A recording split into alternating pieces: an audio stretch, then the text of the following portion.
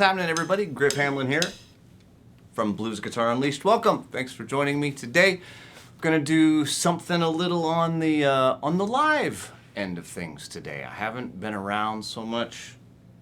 Sorry about that. As you can tell, I haven't been around doing the live thing so much, so I'm messing stuff up. But I do have something I want to talk to you about today. This came from a question, of course. You know, a lot of times these do come from questions. Pardon me. And the question, we were kind of going back and forth about this, and I thought, you know what, I just need to make a video because this is not an easy thing to explain. And his question was, if I have a let's say a simple chord progression like A, D, and E, how do I know like what scale to use over the A, and what scale to use over the D, and what scale to use over the E? And how do I change between all these different chords? And of course, there's a lot to that. That's actually a really, really open-ended question.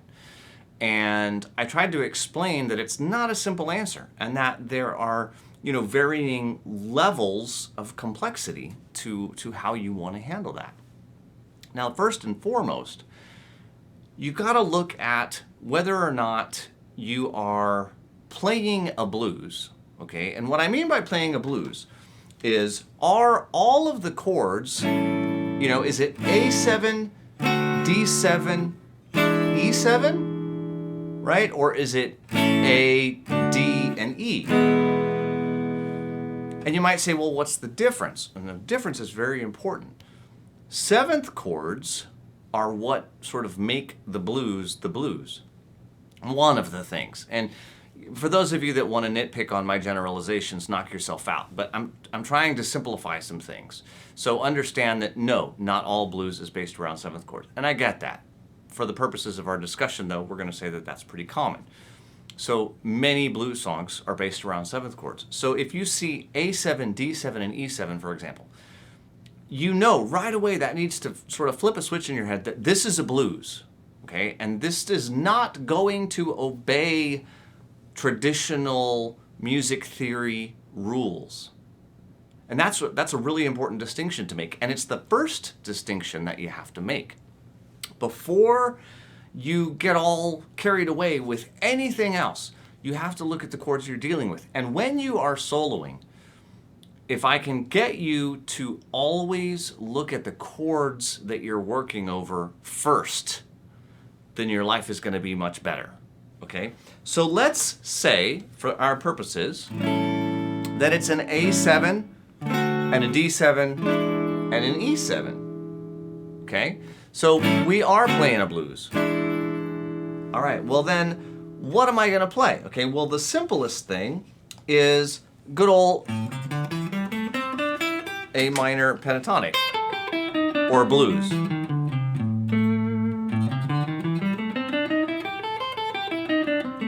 However you wish to do that. It can be box 1, it can be the 4-note solo pattern, it can be box 3, box 4, doesn't matter. All of those different boxes, those are just guitar constructs. Those are just a way for us to compartmentalize the notes of the minor pentatonic or the minor blues scale. Similarly, you can do the same thing for the major pentatonic. And we have different ways to play that as well. But for now, let's stick to the minor pentatonic. And when I say minor pentatonic or minor blues scale, I mean they're functionally equivalent. The blues scale has one extra note.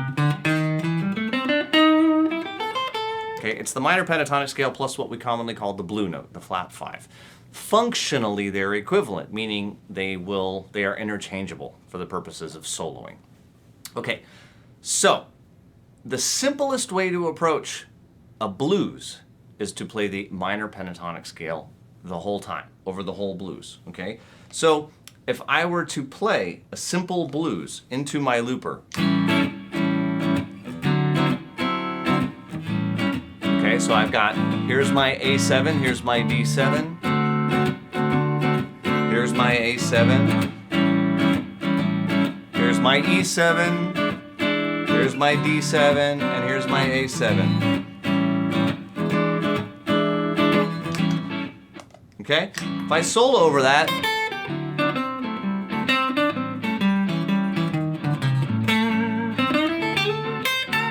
this is all minor pentatonic.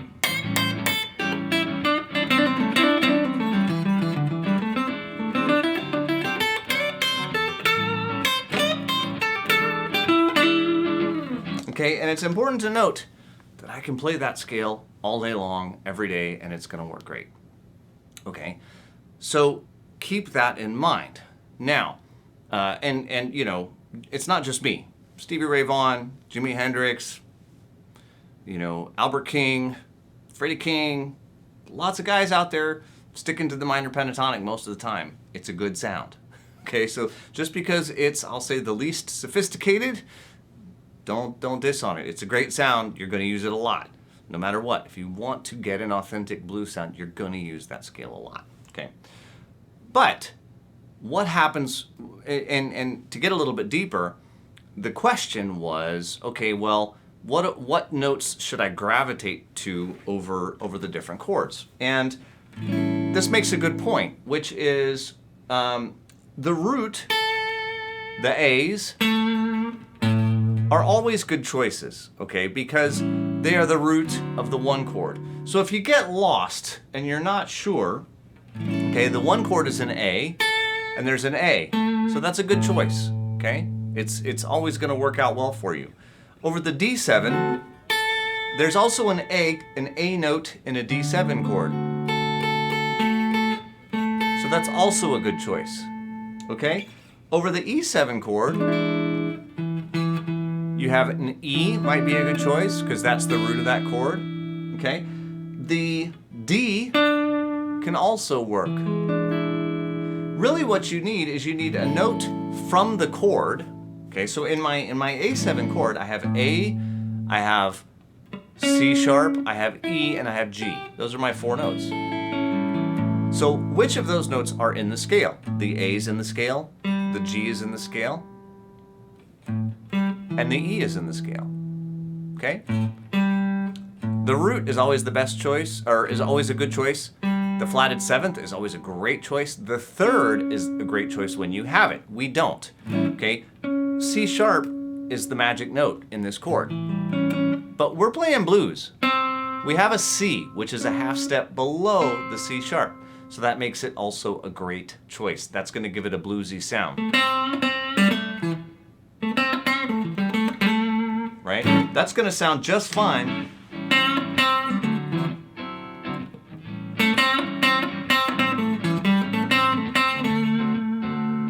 Okay, so over that D7 chord, right? D is a note in the chord, and I have that available in my scale. A is a note in the chord, and I have that available in my scale. C is a note in the chord, and I have that available in my scale. The only one that's not is the F sharp. So that's the only one that I can't use because I don't have it in my scale. But the D, or the A, or the C are all good choices because they're in the scale and they're in the chord that I want to use, right? Last, the E7, right? E, I have that in my scale. G sharp, I don't have in my scale, but I have a G natural, which is the flatted 3rd to that. And again, that's the blues. Flat 3rd, when we're supposed to have a regular 3rd and we have a flat 3rd, that's a big part of the blues. Okay? The D, I do have a D in my scale, right? So I have E, I have G natural instead of G sharp, close enough. I don't have a B, but I do have a D. So E, G, and D are probably the best 3 choices. So the best 3 choices are the best choices that we have over the A that are still in our A minor pentatonic scale are A, C, which is sort of the close enough option, E, and G. Any of those are good. Okay, well, that's 4/5 of the scale. So a lot of the scale works great. Over the D7, the D, the A, and the C are all great choices. So we have 3 out of 5 that are good choices, right? Over the E, we have the E. The G natural is a good substitute for the G sharp. We don't have a B, but we have a D. So again, we have 3 options that are all really good.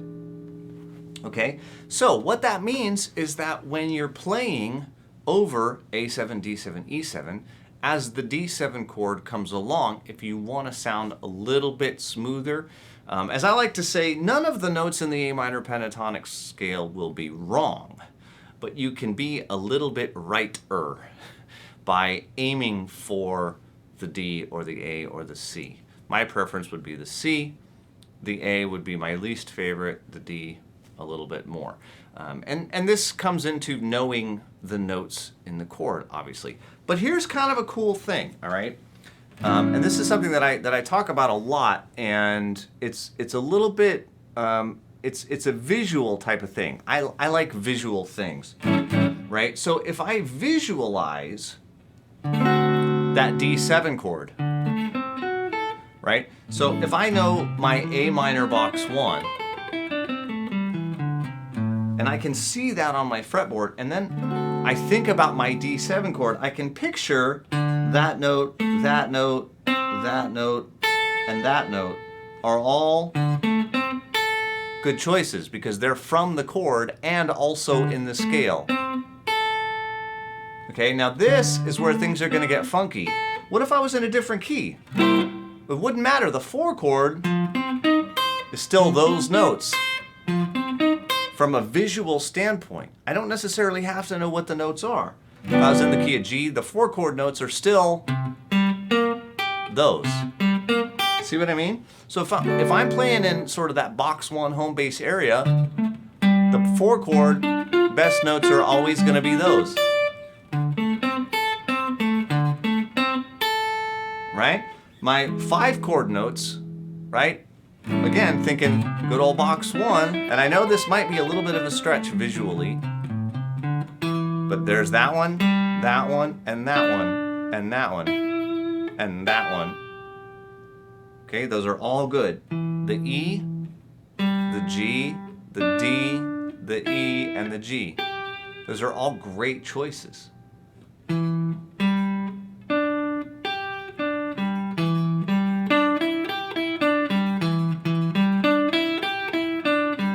So again, if I change keys,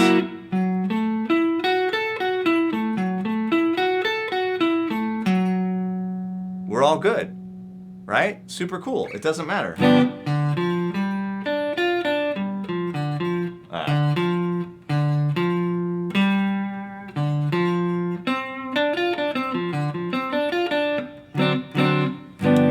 getting my chords confused there for a second. So if you can remember, again, that note's always good, that note's good over the 5 chord, then it doesn't matter what key I'm in. Any of those 5 notes, or it's 3 notes, but some of them repeat, right? So those are going to be good options for what to aim for, right?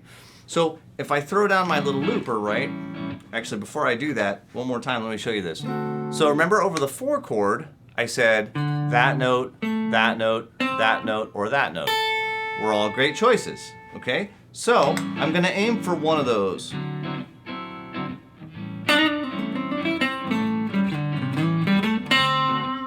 And there I aimed for it and I got it, right?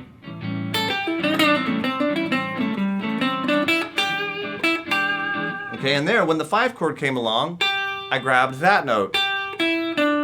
Because remember, those are the best choices for my 5 chord.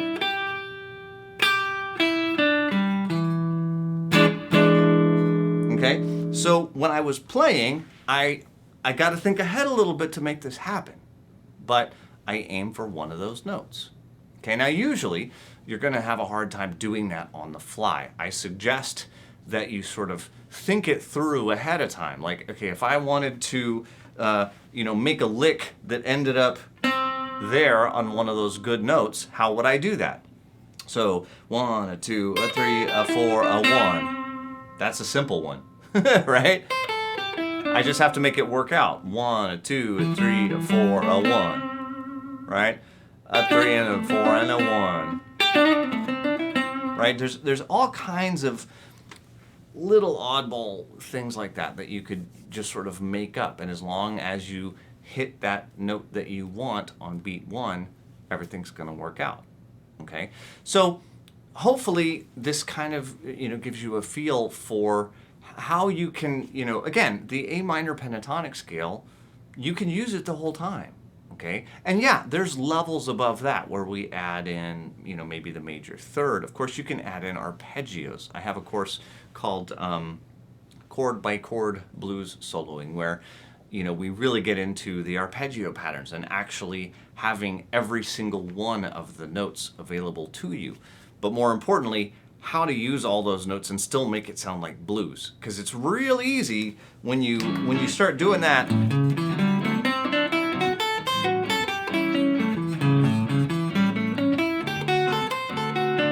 to get kind of stale.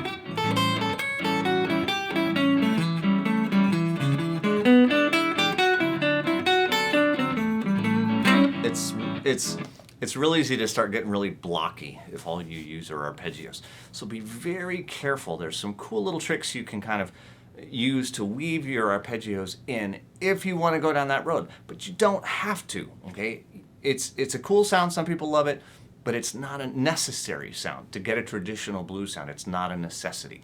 You can do a whole lot just by aiming for these particular notes that I've outlined. And again, if the key changes, it doesn't matter. Look at where they fall within box 1, and it sort of just lays out in front of you. And then if you change keys, you don't really care. We love that, right? It's one of the best things about playing the blues is that we really don't care what key we're in a lot of times. Okay, so I hope this makes some sense. I hope you have some fun with it. I know, for everybody who just wants to grab a quick lick, this was not the video for you, and you've probably long since left and moved on. But for those of you that have watched the video till the end here, this is powerful stuff, right? This is the stuff that will take you from, again, sounding not wrong to a lot more right. And you get a lot more mileage out of some really, really cool notes if you can just be a little cognizant of what note within the scale patterns you hit as those chords change. Okay, so again, I'm Griff Hamlin from Blues Guitar Unleashed. Thanks for joining me. I hope you enjoyed it, and I will talk to you soon. Take care.